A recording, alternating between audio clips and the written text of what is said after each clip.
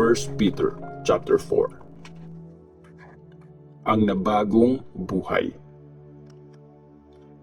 Since nagsuffer si Christ nung nandito siya sa lupa, dapat ready din kayong pagdaanan yun. Kasi yung nahirapan sa buhay na ito ay tumigil na sa pagkakasala. Kaya simula ngayon, habang nabubuhay pa kayo dito sa lupa, sundin nyo ang kalooban ng Diyos at huwag ang mga pagnanasa ng katawan. Tama na yung time na sinayang nyo sa paggawa ng mga bagay na ginagawa ng mga taong hindi naniniwala sa Diyos. Namuhay kayo sa kalaswaan, pagnanasa, paglalasing, sobrang pagpaparty at pag-iinuman, at nakakadiring pagsamba sa Diyos-Diyosan. Nagtataka sila ngayon kasi hindi na kayo nakikisama sa napakagulong pamumuhay nila, kaya binabastos nila kayo. Pero mananagot sila sa Diyos kasi siya ang magja-judge sa mga buhay at sa mga patay. Kaya pinreach din ang magandang balita sa mga namatay na, doon sa mga na-judge na nung nabubuhay pa sila sa lupa, gaya ng lahat, para mabuhay sila sa spirito gaya ng Diyos. Mga katiwala ng Diyos. Malapit nang matapos ang lahat, kaya siguraduhin niyong malinaw ang isip niyo at may self-control kayo para makapag-pray kayo ng maayos. Ang pinakamahalaga sa lahat, mahalin niyo ang isa't isa ng tapat.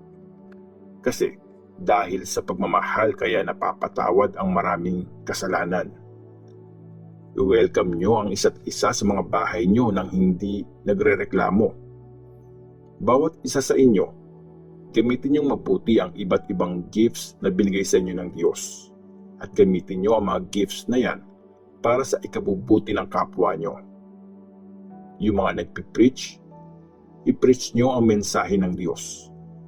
Yung mga nagsiserve, mag-serve kayo gamit ang lakas na binigay sa inyo ng Diyos para bigyan siya ng papuri dahil kay Jesus Christ.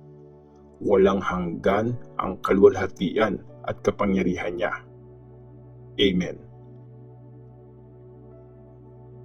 Ang suffering ng Christian. Mga mahal kong kaibigan, huwag kayong magtaka kung nakaka-experience kayo ng masakit na pagsubok. Hindi na yan bago sa inyo. Imbes na magtaka, matuwa kayo kasi nagsasuffer kayo gaya ni Christ para mas sumaya pa kayo at mag-celebrate pag ni-reveal na ang glory niya. Pag iniinsulto kayo dahil mga disciples kayo ni Christ, matuwa kayo.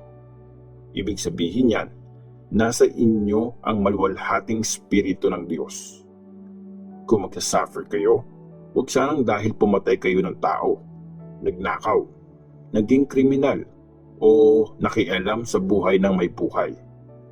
Pero kung magsasuffer kayo kasi Christian kayo, huwag niyong ikahiya yun. Instead, magpasalamat kayo sa Diyos kasi dala niyo ang pangalan ni Christ. Dumating na ang time para magsimula ang judgment at unang i-judge ang mga taong naniniwala sa Diyos. Kung magsisimula ito sa atin, ano kaya ang ending nito para sa mga hindi naniniwala sa magandang balita na nanggaling sa Diyos?